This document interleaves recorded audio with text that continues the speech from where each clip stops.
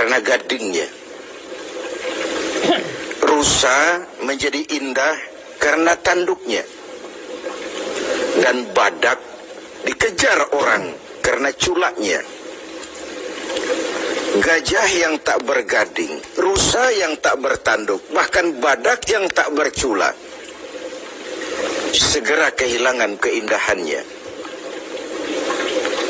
Demikian kalau ini kita pindahkan kepada nilai-nilai keimanan. Orang yang beriman dikenal karena ia punya ciri, punya tanda. Apa tandanya? Al-Anfal ayat 2 dan 3 menjelaskan itu. Innamal mu'minun, sesungguhnya yang benar-benar dinamakan orang beriman itu, siapa mereka?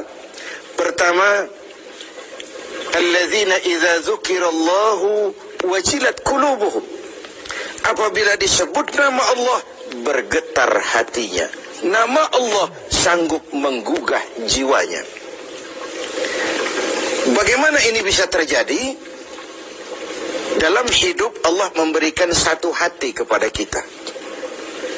Di hati yang cuma satu itu terkumpul sejuta rasa. Apa yang paling mengambil tempat terbesar di hati kita, itulah yang kalau disebut hati akan bergetar. Jadi kalau hati sepenuhnya sebagian besar diisi harta, di sebagian besar diisi pangkat dan jawatan, sebagian besar diisi dengan segala macam yang lain, itu yang akan membuat dia bergetar. Orang-orang yang beriman, sebagian besar hatinya diisi oleh Allah. Nama Allah sanggup menggugah jiwanya, menggetarkan hatinya. Dari sini timbul sikap etika otonom. Sekarang ini pun ditekan orang. Kamu korupsi ya? Biar aja. Orang kan tahu, nggak apa-apa. Tuhan kan tahu, biarin. Tuhan tahu nggak ribut. Tapi kalau orang tahu, 3 orang saja ribut sudah geger. Tuhan nggak ribut katanya. Bagaimana mau menggetarkan hati seperti itu? Orang yang beriman, sebagian besar hatinya diisi Allah. Sehingga kalau disebut nama Allah, bergetar dan pada gilirannya sanggup menggetarkan hati orang lain.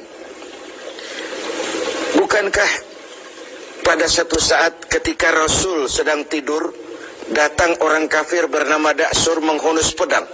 Muhammad, kalau saya tebas batang lehermu, siapa yang akan menolongmu sekarang? Dengan tenang dan tegar Rasul menjawab, Allah yang akan menolong saya. Mendengar kalimat Allah, Da'sur gemetar, pedang jatuh, diambil oleh Rasul. Kalau sekarang saya balikan pedang ini ke lehermu, siapa yang akan menolongmu, Da'sur? Tidak ada ya Rasul, kecuali kalau kau mau memaafkan saya.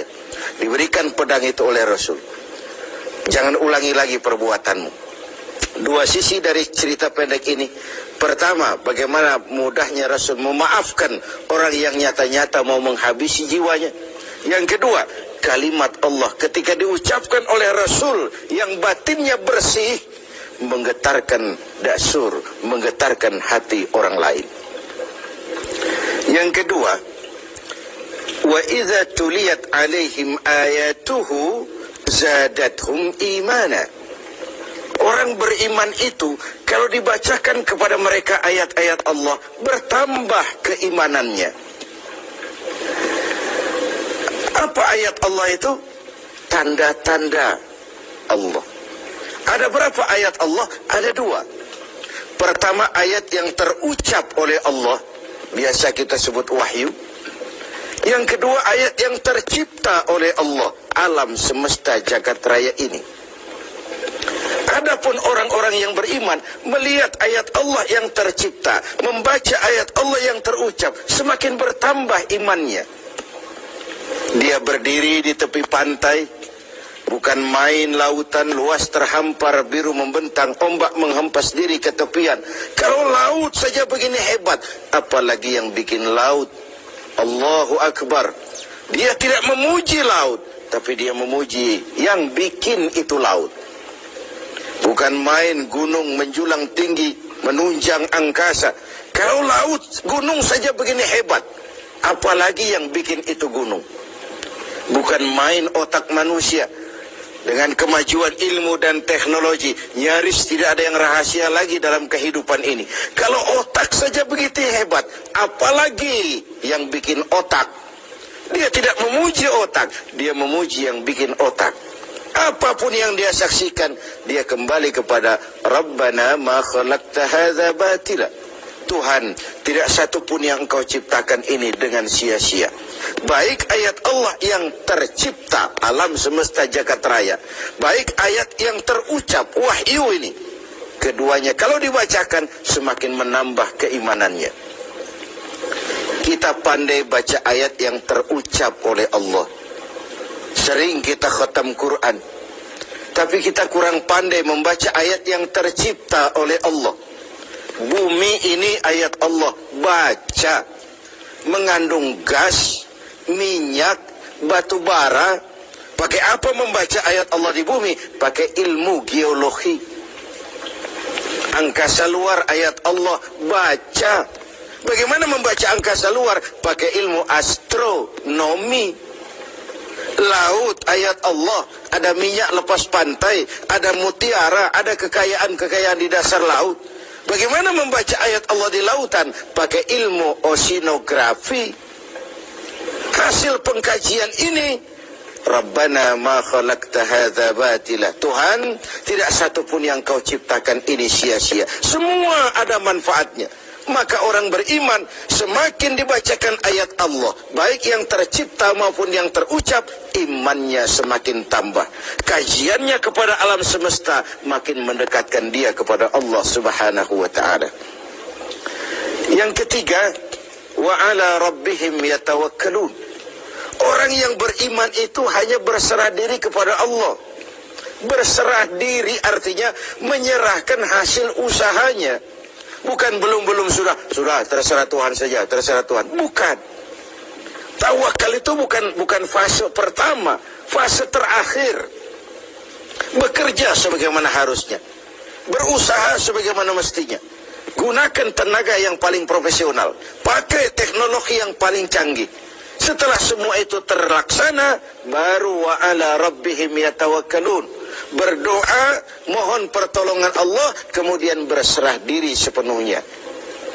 Kalau dia berhasil, dia tidak lupa diri. Kalau dia gagal, dia tidak putus asa. Bukan lalu kita jadi apatis, bukan lalu kita belum apa-apa sudah terserah Tuhan. Tidak. Wa ala rabbihim yatawakkalun, menyerahkan segala hasil usahanya kepada Allah Subhanahu wa ta'ala. Dari situ dia husnuzon, baik sangka kepada Allah. Kalau gagal, cuma tertunda. Kalau berhasil, tidak lupa daratan. Dan husnuzon ini penting. Sebab kalau tidak, buruk sangka saja kita. Saya akan sholatnya rajin, kok rezeki seret bener sih.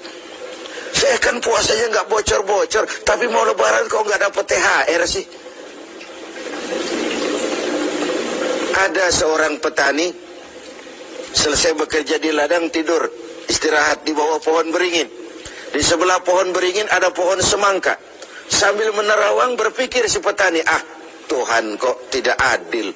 Masa beringin pohonnya besar, buahnya kecil. Ini semangka pohonnya kecil, buahnya besar. Tidak adil ini. Tuhan bukan arsitek ulung. Mestinya supaya enak dilihat, beringin pohonnya besar, buahnya sebesar buah semangka. Semangka yang pohonnya kecil, buahnya sekecil buah beringin saja. Tidak adil Tuhan ini. Baru dia selesai berpikir Tuhan tidak adil itu, jatuh sebutir buah beringin tepat menimpa hidungnya. Dia terkejut. Astagfirullahaladzim. Kalau begitu Tuhan benar-benar adil. Coba kalau buah beringin sebesar semangka barusan jatuh nimpa hidung saya, kayak apa potongan saya sekarang? Ayo kita jujur, dalam hidup kan kita sering begitu.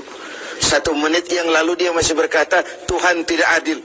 1 menit kemudian dia sudah berkata Tuhan benar-benar adil. Ini perlunya baik sangka kepada Allah Subhanahu wa ta'ala. Dan disitulah perlunya tawakal itu. Yang keempat, alladzina yuqimuna shalah. Orang beriman itu mendirikan salat. Selalu kata-kata solat bergandeng dengan aqimis sholat. Dirikan, bukan kerjakan. Saya ingin berkata maaf, banyak di antara kita yang sudah mengerjakan solat, tapi belum mendirikan solat. Sebab mendirikan solat artinya mengerjakan solat dengan benar, cukup syarat rukunnya. Selesai solat, ajaran solat diterjemahkan dalam kehidupan. Ada kontinuitas, ada kesinambungan. Kalau sekedar mengerjakan saja, ya selesai pekerjaan, selesai. Habis solat, maksiat lagi. Habis sholat, sombongnya jalan terus. Habis sholat, pelitnya nggak pernah hilang. Beda dengan mendirikan. Ketika takbir, pada posisi berdiri, arahkan pandanganmu ke tempat sujud. Ini filosofinya apa? Kau kalau sudah di atas, ingat dengan yang di bawah. Kau sudah kaya, ingat sama yang miskin. Kau sudah berkuasa, lindungi yang rakyat jelata. Kau sudah jadi orang alim, bimbing yang awam. Solat, berdiri, arahkan pandangan ke tempat sujud. Ini mendirikan, bukan sekedar mengerjakan. Orang yang beriman punya sandaran vertikal. Ini yang penting. Punya sandaran vertikal kepada Allah saja. Kalau kita bersandar ke tiang, tiangnya runtuh, rubuh, kita jatuh. Kita bersandar kepada orang kaya, dia jatuh miskin, kita selesai. Bersandar kita kepada jenderal, dia pensiun, kita tamat. Orang yang beriman, alladzina yuqimuna shalah, dia hanya punya sandaran vertikal kepada Allah saja. Kalau hidup sudah mulai kita gantungkan kepada manusia, bersiaplah untuk kecewa. Berharap tentu, bergantung hanya kepada Allah. Yang terakhir, wa mimma razaqnahum yunfikun.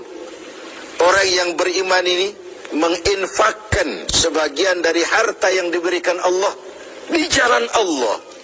Dijadikannya harta itu sebagai alat, bukan sebagai tujuan. Diperbudaknya harta, bukan dia menjadi budak harta.